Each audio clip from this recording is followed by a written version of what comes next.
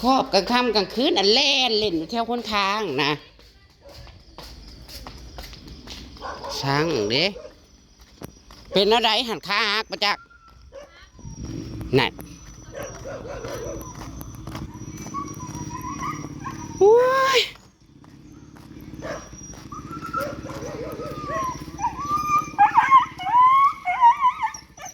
อันเกิดมองเล่นมองอยู่มองเศร้าบ่เดี๋ยวนี้นะ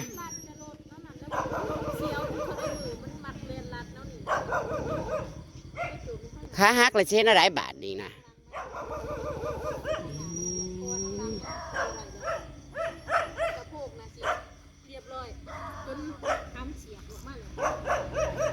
โอ้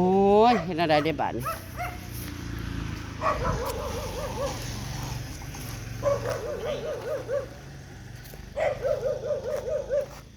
เมื่อยได้ชูสิเฮ็ดอะไรกับมันบาทนี่นะ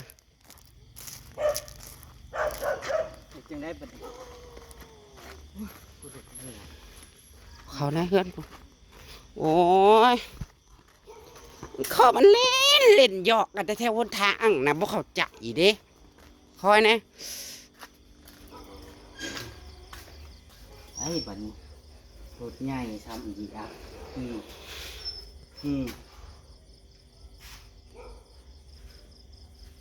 กับหมอกับบ่มีหมอมานี่หักแล้วขาหักเลยโอ้ย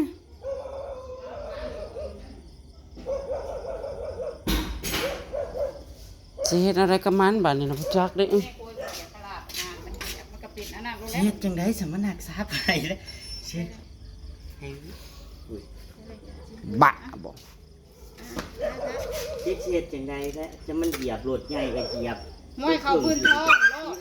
เหยียบชงใดแหละเหยียบก้างกูเมื่อยนะมึงได้คนละเอ้ยเข้าใจไหมเบิ้งเอาอีกเข้าใจสิท่าเสียงอะไรเดี๋ยวนี้นะว้าข้อมันเล่นลิ้นนั่นเช่าทางนั่นจะผงได้ยิ่งเนาะถ้ากับมันจักถือยังถือมันแต่เขามาเหยียบคนเลยนะยังกุญแจมันงามจริงทิศนี่ไรบ้าน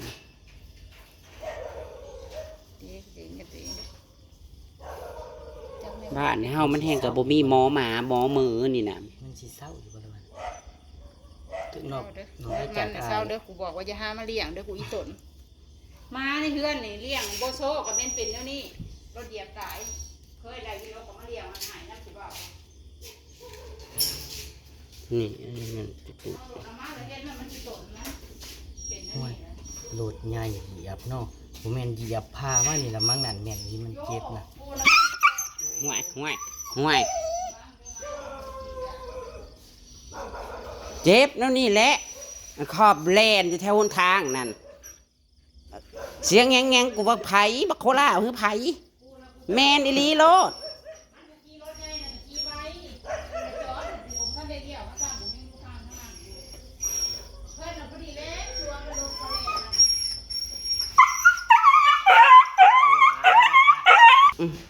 เมื่อยเด้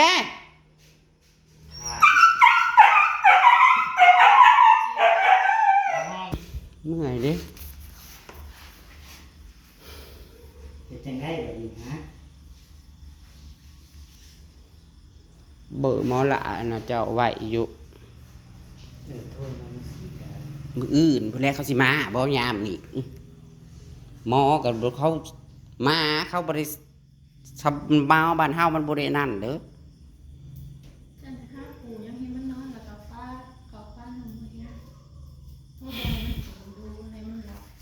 อย่าตีมันเจ็บประจักแนวเหตุเด้จะไปหาหมอนะได้เดี๋ยวนี้นะ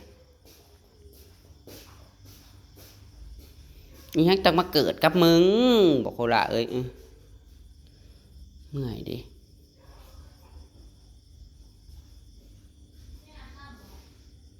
อันขอบเล่นหยอกกันบ่เบิ่งอย่างอยู่แถวหนทางนะ บ่จักกับบ่จักอะไรมา เพื่อ นี่ก็ได้ เขาแล้วกี้นี่ได้แล้วเขาไปโนกอันจะเล่นออกไปอย่างนะจื้อบอกแบบนี้นะ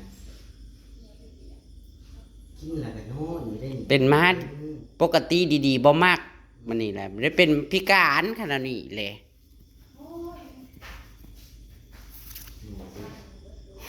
เมื่อจะบจังไรเหตุหลังโคราช จะไปหาหมออยู่สิใดหมอคนนี่เขาก็สิฮู้จักอยู่บ่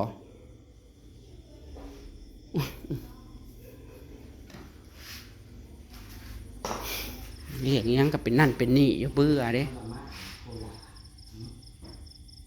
ห้ามติ่งเด้อขี่ก็ขี่ก็บ้องรถบ่ต้องแล่นไปใส่ สิบโมงไปคืนหมอปวดหัวเลยปวดหัวเรื่องโคราช อันนั้นยินเสียงห้องๆนะโอ้ยจะเป็นมักกุลาเด้อแหงเป็น แม่บอกว่าคือเป็นเพื่อนอันนี้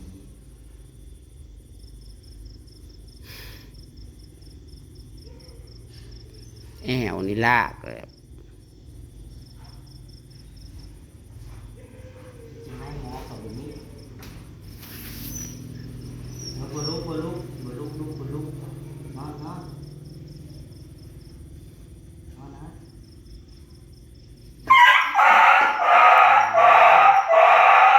กับบ่มีเวลาแล้วก็บ่ลงมาเลย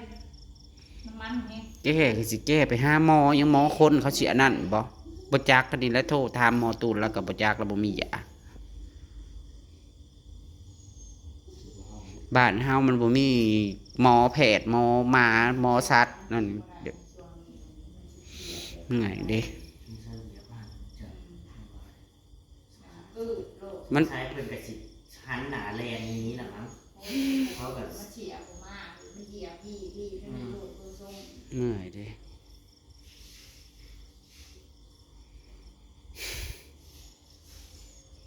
เจ็บเลยน่ะ โรคเลือดโรคโคเลยโรคเลือดบ่ เฮ็ดแนวใดเด้เขาบ่จักแนวเฮ็ดเด้ ตีต้นจะเล็กยังไงต้นมันเล็กยังไงมันก็เลยตีต้นเลยโอ้ยเนาะ เกลือข้าวเฮาก็กินยี่บางหัน คนนี่เป็นบาปอยู่ในใจเดี๋ยวนี้นะไปนอนก็รับก็ลงอีกเห็นบาปมัน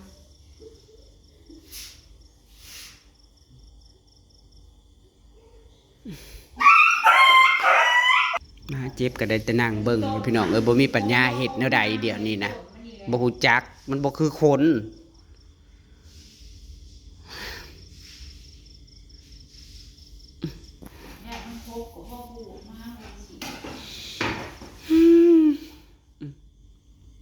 แม่นเกิดขึ้นแต่กับมึงได้อโคล่ะเอ้ย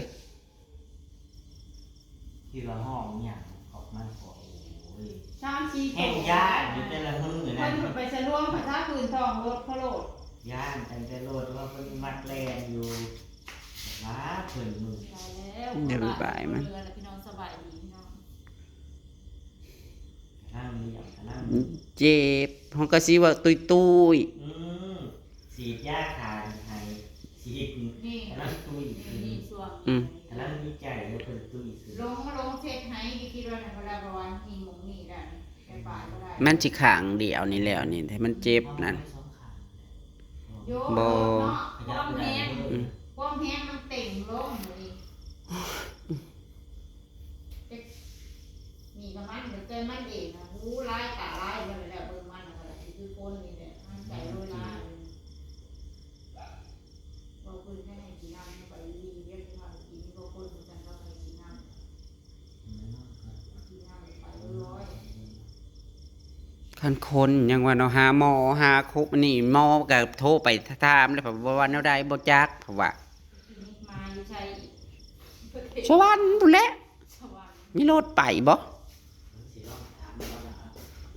โทรถามแล้วดูเมื่อยเด้เฮ้ยหมอหมอหลาผู้ละมาสีดให้นั่นแหละ มันน่ะพวก มันก็สิอยากมาบ่อยู่ไกลมีแต่กันแต่ละมื้ออื่นพู้นแหละ เจ็บสิเฮ็ดได้บ่จักนำเด้เมื่อยเด้พี่น้องเอ้ย สาเหตุกูอยากเลี้ยงม้ากันเดี๋ยวนี้แล้วคนในครอบครัวนี่น่ะเคยเลี้ยงม้ามาแล้วพันใหญ่เจ้านี่แหละมีโลดเนี่ยเป็นนะบ่ป่วยเองแต่แม่เนี่ยรถเหยียบซอยลงเอามาเลี้ยงกันแล้วก็ทำนี่รถเหยียบตาย บ่ได้จักอีหยังคือว่าแล่นๆเล่นหยอกกันอยู่แล้วแถวหนทางนะ เศร้าๆผมมึงกับบริยังไม่ค่อยรัก มันพอดีเป็นบาปเป็นกรรม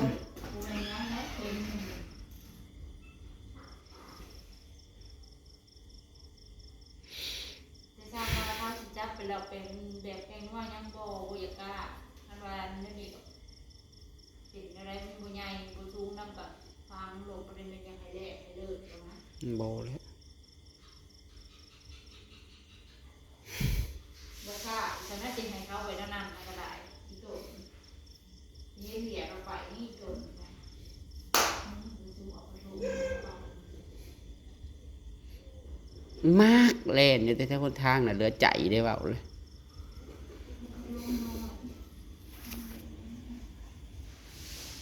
ต่อบ้าง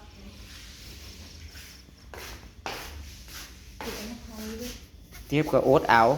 ซอยบ่ได้เฮ็ดเอาได้ซะคันจับผ่อนห้องงังๆอยู่ จังไรมึงสิอยู่ต่อแม่นบ่ เป็นตายนะมันบ่ตายมันหักเจ็บเดี๋ยวนี้นะมันปวดอยู่นี่เฮ้ยข้างจะเจ็บแต่ข้างนี้แล้วนี่มันปวดขึ้นเลยเด้ ป่วยแล้วมันนี่กูเบิ่งนี่ค่ะ โยพิการ ฮู้บ่นั่นนี่แล้วสาเหตุดื้อเฮาก็เฮาอยู่เดินเฮาสิแล่นออกไปยังรถใหญ่เขาแล่นนู่นนี่อยู่